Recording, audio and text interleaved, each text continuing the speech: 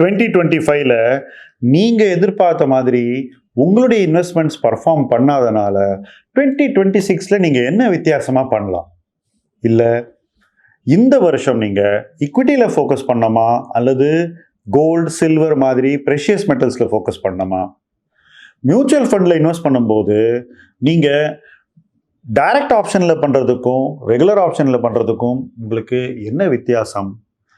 என்னென்ன சிஸ்டம்ல என்னென்ன பெனிஃபிட்ஸ் இருக்கு? இடிஎஃப்ல இன்வெஸ்ட் பண்ணலாமா அல்லது இண்டெக்ஸ் ஃபண்ட்ல இன்வெஸ்ட் பண்ணலாமா? எது பெட்டர்? இது மாதிரி உங்களுக்கு நிறைய கேள்விகள் இருக்கும். இந்த கேள்விகளை நீங்க நேரடியாக எங்கிட்ட கேட்கலாம். மைல்ஸ்டோன்ஸ் டு வெல்த்தினுடைய ஏஎம்ஏ என்று சொல்லக்கூடிய ask milestones to wealth anything என்ற ஹெல்ப்லைன் மூலமாக.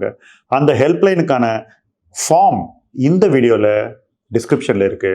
நீங்கள் அந்த ஃபார்மை ஃபில்அப் பண்ணீங்கன்னா நேரடியாக என்கிட்ட உங்களுடைய கேள்விகளை தாராளமாக கேட்கலாம்.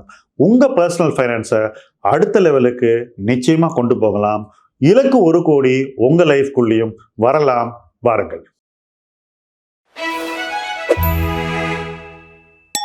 ஃப்ரெண்ட்ஸ், இன்னைக்கு முதலீட்டு கிழமையில் நம்ம மைல்ஸ்டோன்ஸ் டு வெல்த் என்ற பாதையை பற்றி பேசுவோம். எல்லாரும் எந்தூசியாஸ்டிக்காக இன்வெஸ்ட் பண்ணிக்கிட்டு இருக்கீங்க. இந்த மைல்ஸ்டோன்ஸ் டு வெல்த்தினுடைய குறிக்கோளே ரொம்ப ஒரு கோல் ஃபோக்கஸ்டாக ஒவ்வொருத்தரையும் ஆக்கணும் அப்படிங்கிறது. கோல் ஃபோக்கஸ்டாக ஆகும்போது என்ன நடக்குது? நமக்கு இலக்கு ரொம்ப தெளிவாக தெரியுது. அதிலிருந்து நம்ம டிஸ்ட்ராக்ட் ஆகிறதில்ல. ஸோ யாரோ ஒருத்தர் இதை வாங்க உடனே காசு பண்ணலான்னு சொன்னால் நம்ம டிஸ்ட்ராக்ட் ஆகிறதில்ல. நம்மளுடைய இலக்கு நம்முடைய லைஃப் கோல்ஸோடு இணைஞ்சிருக்குன்றது நம்ம மைண்டில் இருந்துக்கிட்டே இருக்குது. அப்படி இருக்கும்போது நம்ம விளையாட்டாக பணத்தை ஹேண்டில் பண்ணுறதில்ல. பணத்தை மரியாதை கொடுத்து நம்ம ஹேண்டில் பண்ணுறோம்.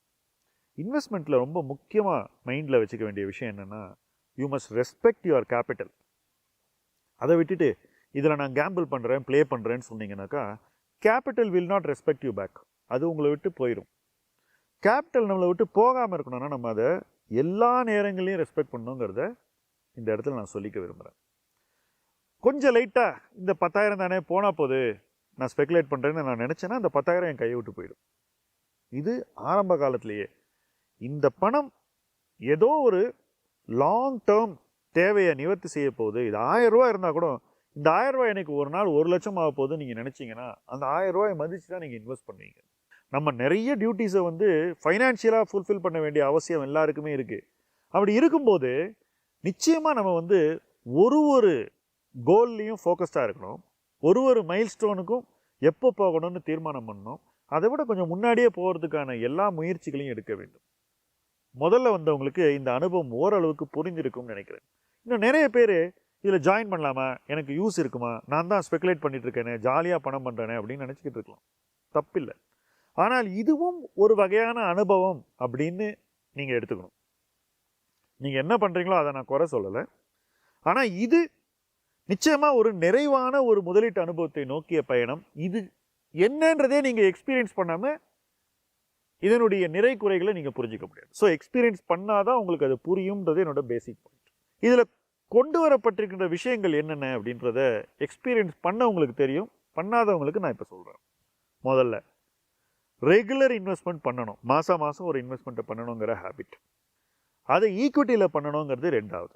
3வது, முடிஞ்சால் மாதம் வரக்கூடிய சர்ப்ளஸை ஒரு லிக்விட் ஃபண்டில் சேர்த்து வச்சுக்கலாம்.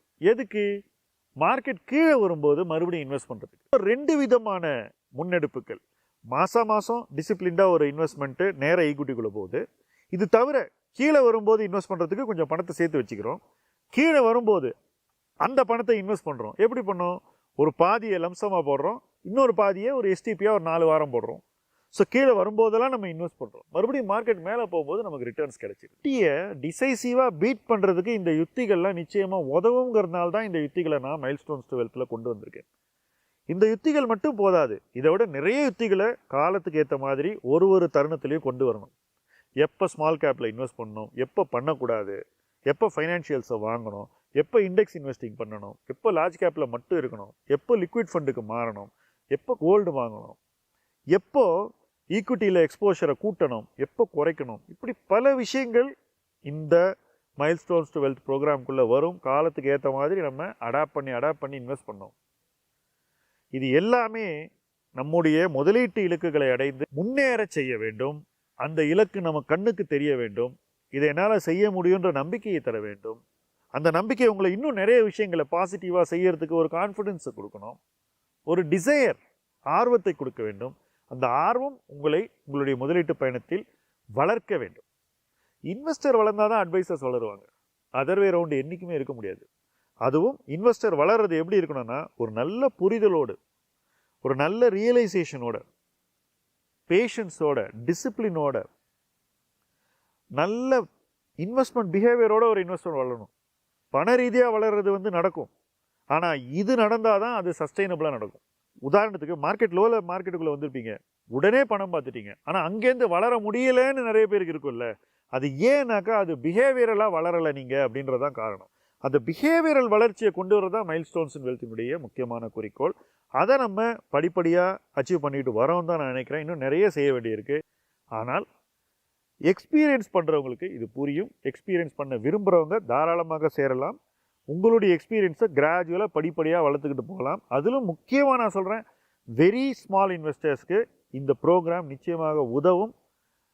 உங்களுடைய பயணத்தை எப்படி ஸ்மூத் பண்ணணும், எப்படி சேஃப் ஆக்கணுங்கிறது இந்த ப்ரோக்ராமுடைய குறிக்கோள். இந்த ப்ரோக்ராம்னால நிச்சயமாக நீங்கள் ஒரு பெட்டர் இன்வெஸ்டராக ஆவீங்கன்னு நான் உறுதியாக நம்புகிறேன். யார் வந்தாலும் எங்களுடைய குறிக்கோள் இதுதான். இதைத்தான் நம்ம அச்சீவ் பண்ணணும்னு நினைக்கிறோம். அது எவ்வளோ பெரிய இன்வெஸ்டராக இருந்தாலும் சரி, சின்ன இன்வெஸ்டராக இருந்தாலும் சரி, இதை செய்யணுங்கிறது எங்களுடைய மிஷன். இது யாரால் சாத்தியமாகிறதுன்னா இன்வெஸ்டரால் தான் ஆகுது, எங்கனால ஆகலை. ஏன்னா எதை யார் சொன்னாலும் அதை எடுத்துக்கிறவங்க சரியாக எடுத்துக்கிட்டாதான் அது ஒரு வெற்றிகரமான ஒரு இடத்துக்கு நம்ம எடுத்து செல்லும். ஸோ இன்வெஸ்டர் அதை எடுத்துக்கிறதுனால தான் நம்மளால் இதெல்லாம் பண்ண முடியுது. அதை எடுக்க செய்யறது தான் நம்மளுடைய குறிக்கோள். இது நிறைவேறினா நிச்சயமாக எல்லாரும் ஒரு மைல்ஸ்டோனாக கடந்து அடுத்த மைல்ஸ்டோனுக்கு நோக்கி போயிட்டு இருப்பீங்க. பெரிய பெரிய மைல்ஸ்டோன்ஸ் கண்ணு கெட்டும் தூரத்தில் உங்களுக்கு தெரியும். வெற்றி என்பது ஒரு ஹேபிட்டாக அமையும். அப்படிப்பட்ட வெற்றியை நோக்கி பயணிப்போம். முதலீட்டு களம் உங்கள் களம். நன்றி.